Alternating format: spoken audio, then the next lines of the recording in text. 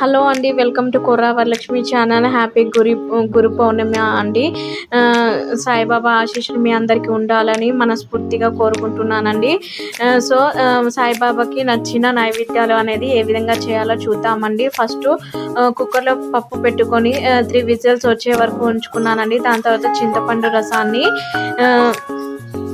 చింతపండుని నానబెట్టాలండి. చింతపండుని నానబెట్టిన తర్వాత మనము ఈ యొక్క మన సాంబార్లో ఏమైతే వేసుకుంటామో ఇప్పుడు ఫస్ట్ స్టవ్ ఆన్ చేసుకొని చిన్న గిన్నె పెట్టుకొని దాంట్లో మినపప్పు, మిరియాలు, 4 ఎండుమిర్చిలు వేసుకోవాలండి. జీలకర్ర వేసి ఈ విధంగా మిక్సీ పేస్ట్ చేసుకోవాలండి. చాలా బాగుంటుందండి. సాయిబాబాకి నచ్చే ప్రసాదాలు ఇవి అండి. సో మనము పప్పు అయిపోయింది, 3 విజిల్స్ అయిపోయిన తర్వాత పప్పు ఉంటుంది కదండి, దాంట్లో వేడివేడిగా ఉంది చూడండి, పొగలు వస్తున్నాయి. దీంట్లో మనము చింతపండు రసాన్ని యాడ్ చేసుకుందామండి. చింతపండు రసాన్ని యాడ్ చేసుకోవాలి. చాలా బాగుంటుందండి ఈ పప్పు. వెజిటేబుల్ దాల్ అండి ఇది. దీంట్లో మనం అన్ని వెజిటేబుల్స్ నచ్చే విధంగా వెజిటేబుల్స్ వాడతామండి. ఇలా చింతపండులో ఉన్న రసం మొత్తం తీసివేసి మనకు ఎంత వాటర్ కావాలంటే అంత వాటర్ని యాడ్ చేసేసి స్టవ్ మీద పెట్టుకోవాలండి. మంచిగా మరిగేదాకా ఉంచాలి. అయితే మనం ఇందాక మినపప్పు, ఎండుమిర్చి, మిరియాలు, జీలకర్ర ఇవన్నీ వేసి పేస్ట్ చేసాం కదండి, ఆ పేస్ట్ని దీంట్లో యాడ్ చేసేసి బాగా ఈ యొక్క చింతపండు రసము, పప్పు, ఈ అనేది బాగా మరగాలండి.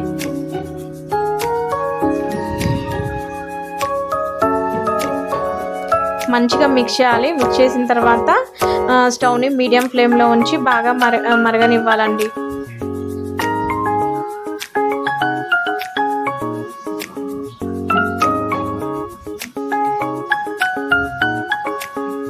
ఇలా మరిగిన తర్వాత దాన్ని వేరే స్టవ్ మీద పెట్టుకుందామండి సిమ్లో. ఇప్పుడు ఇంకో బౌల్ తీసుకున్నాను నేను. ఈ బౌల్ తీసుకొని దీంట్లో సరిపడా ఆయిల్ వేసానండి. కొంచెమే ఆయిల్ వేసాను, మరీ ఎక్కువ వేయలేదండి. సో ఆ ఆయిల్లో ఎండుమిర్చి వేసానండి. ఇప్పుడు స్టవ్ ఆన్ చేసుకున్నాను. ఆయిల్ వేడెక్కిన తర్వాత ఎండుమిర్చి వేసుకున్నానండి.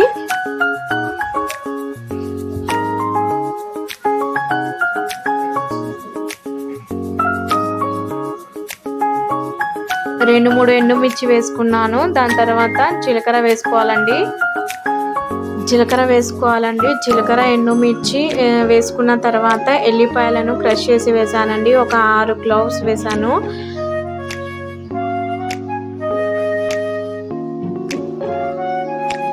వేసిన తర్వాత మంచిగా మిక్స్ చేయాలండి. సిమ్లో పెట్టాలి స్టవ్ అనేది. ఇప్పుడు కొంచెం పసుపు వేస్తున్నానండి నేను. నిజంగా హెల్త్కి అనేది చాలా మంచిదండి ఇది వెజిటేబుల్ దాల్ అనేది.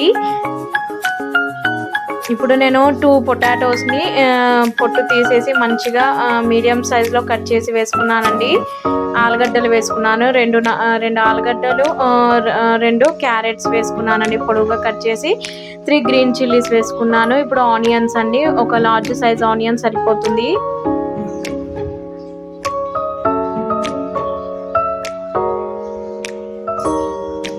వేసిన తర్వాత మంచిగా మిక్స్ చేయాలి. దానికి సరిపడా సాల్ట్ వేసుకోవాలండి పప్పుకి. మళ్ళీ అవి వెజిటేబుల్స్ తొందరగా మగ్గడానికి కూడా సాల్ట్ వేసుకోవాలి. ఇప్పుడు నేను దోసకాయలు యాడ్ చేస్తున్నానండి.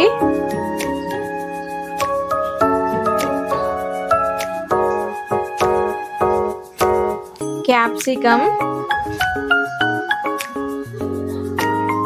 కీర దోసకాయలు అండి. ఇవి హెల్త్కి అనేది చాలా మంచిదండి. నిజంగా ఈ దాల్ అనేది చాలా టేస్ట్ సూపర్గా అంటే సూపర్గా ఉంటుందండి. ట్రై చేయండి. మీకు కనుక నచ్చితే లైక్ చేయండి, కామెంట్ చేయండి, షేర్ చేయండి, సబ్స్క్రైబ్ చేయండి. Thank you for watching and thank you for support. ఇప్పుడు 3 టమాటోస్ని నేను పొడవుగా కట్ చేసి వేసుకున్నానండి. అవన్నీ వేసి మంచిగా మిక్స్ చేయాలి. ఇవి కూరగాయలు అనేది కొంచెం మగ్గాలండి. ఈ వెజిటేబుల్స్ అనేది మగ్గితే మనం పప్పులో యాడ్ చేసి ఒక 2-3 మినిట్స్ అయిపోతే చాలా ఈజీగా అయిపోతుందండి. ఎప్పుడైనా ఒకే విధంగా కాకుండా ఈ విధంగా కూడా చేసుకోండి. సాయిబాబాకి నచ్చిన నైవేద్యం అండి ఇది. ఇప్పుడు మనము సాల్ట్ వేసుకుంటున్నాము.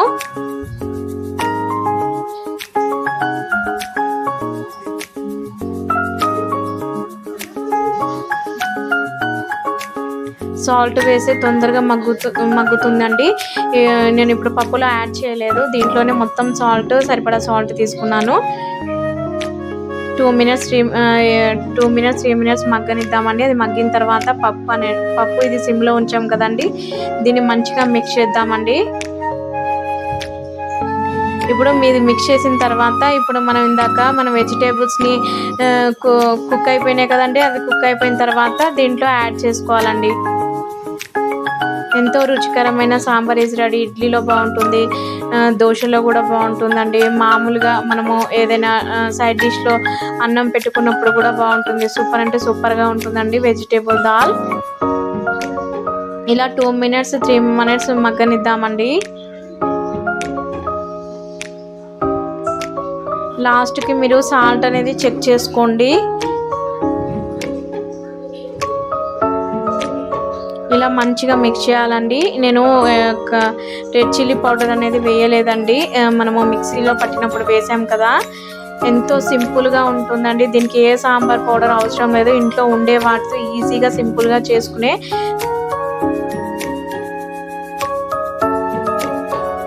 దాల్ అండి. సో ఇలా 2 మినిట్స్ 3 మినిట్స్ మగ్గనిద్దామండి.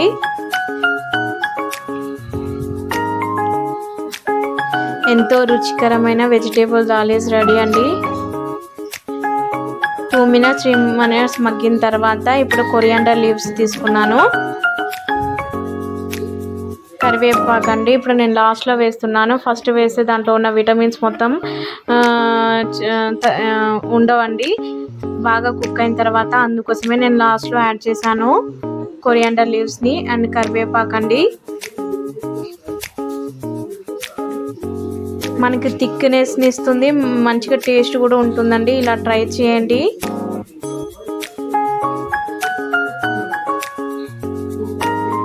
సో నెక్స్ట్ వచ్చేసరికి మైసూర్ పప్పు రైస్ అండి. ఇది సాయిబాబాకి ఎంతో ఇష్టం అండి. సో నేను 1 కప్ ఆఫ్ మైసూర్ పప్పు తీసుకున్నానండి, తీసుకొని నానబెట్టానండి ఒక హాఫ్ అన్ అవర్ నానబెట్టిన తర్వాత దాన్ని మంచిగా ఒక 2-3 నీళ్ళతో కడిగేసి పక్కన ఉంచుకోవాలండి. ఇప్పుడు నేను స్టవ్ ఆన్ చేసేసి ఒక కళాయి పెట్టుకున్నానండి.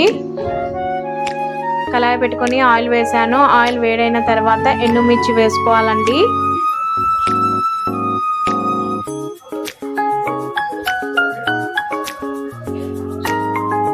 ఇప్పుడు జీలకర్ర వేసానండి నేను.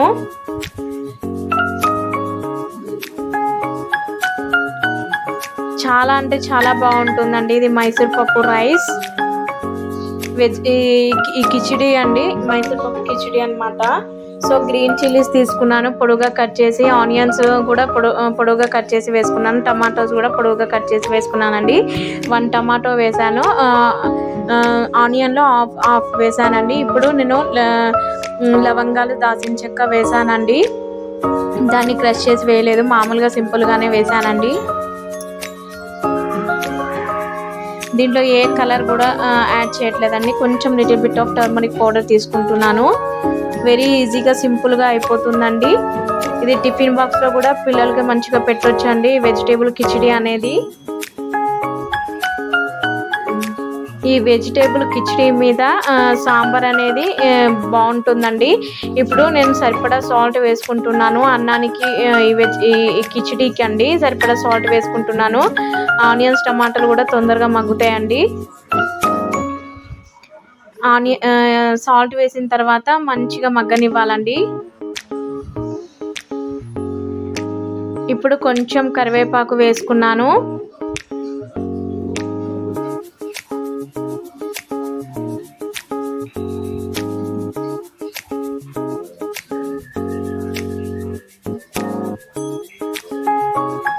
కరివేపాకు వేసిన తర్వాత మంచిగా మిక్స్ చేసిన తర్వాత ఇప్పుడు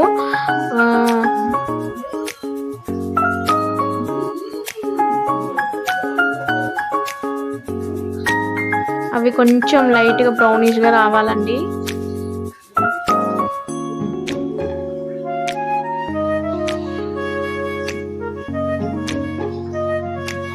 ఇప్పుడు కొంచెం లిటిల్ బిట్ ఆఫ్ టర్మరిక్ తీసుకున్నానండి. టర్మరిక్ పౌడర్ అనేది ఆప్షనల్ అండి, వేయచ్చు వేయకపోవచ్చు. ఇప్పుడు పప్పు అన్నం రెండు మిక్స్ చేశానండి. ఆ రెండు మిక్స్ చేసింది వేసుకోవాలి. నేను 2 పావు లీటర్ గ్లాస్ ఉంటుందండి, మరి నేను అది తీసుకున్నాను. దాంతో 2 cup of rice, 2 glasses of rice తీసుకున్నాను. ఒక చిన్న గిన్నె తీసుకున్నానండి. దాంతో నేను మైసూర్ పప్పు వేసాను. మనం ఎంత వేస్తే దానికి ఇప్పుడు రైస్ అనేది 2 గ్లాసెస్ తీసుకున్నాను కదండి. సో 4 గ్లాసెస్ ఆఫ్ వాటర్ వేసాను. మైసూర్ పప్పు ఎంత తీసుకున్నానో దానికి కూడా సేమ్ వాటర్ యాడ్ చేశానండి. మీరు ఏ విధంగా తీసుకుంటే దానికి డబల్ తీసుకోవాలండి వాటర్ అనేది. ఇప్పుడు వేసిన తర్వాత మంచిగా మిక్స్ చేయాలండి. ఇలా ఆ యొక్క ఆనియన్స్ టమాటాలో ఆయిల్లో మంచిగా మిక్స్ చేస్తే దాని యొక్క ఫ్లేవర్ టేస్ట్ అనేది బాగా మంచిగా వస్తుందండి. ఇప్పుడు వాటర్ యాడ్ చేయడమే అండి. 1:2 అండి.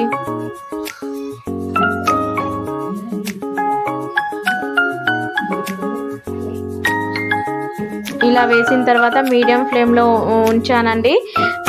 ఉంచిన తర్వాత వాటర్ అనేది కొంచెం మరిగేలాగా వస్తుంది కదండి. అప్పుడు అన్నాన్ని సిమ్లో పెట్టేయాలండి. చూడండి ఈ విధంగా వస్తుంది. మీడియం ఫ్లేమ్లో పెట్టిన తర్వాత చాలా అంటే చాలా బాగుంటుందండి. ఇది హెల్త్కి కూడా చాలా మంచిది.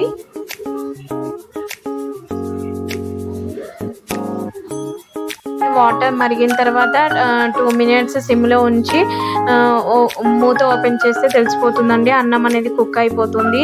సో దాని తర్వాత అండి ఇది స్వీట్ ఉప్మా అండి. ఇది సాయిబాబాకు చాలా ఇష్టం అండి. సో ఒక కళాయి తీసుకున్నాను, నేను గీ యాడ్ చేశానండి. గీ యాడ్ చేసేసి దాంట్లో బాదం పప్పులు, ఎండు ఖర్జూరాలు అండ్ కిస్మిస్ తీసుకున్నానండి. అవన్నీ వేసి మంచిగా ఫ్రై చేయాలి.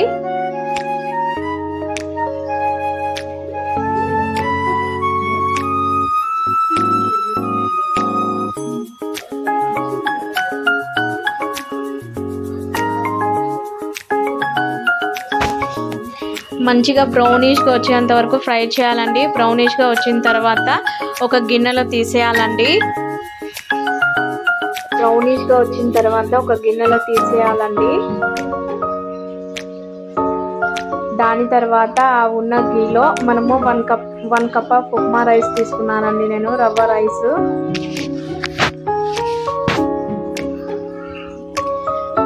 అది వేసి మంచిగా ఫ్రై చేస్తూ ఉండాలండి బ్రౌనిష్ వచ్చేంత వరకు.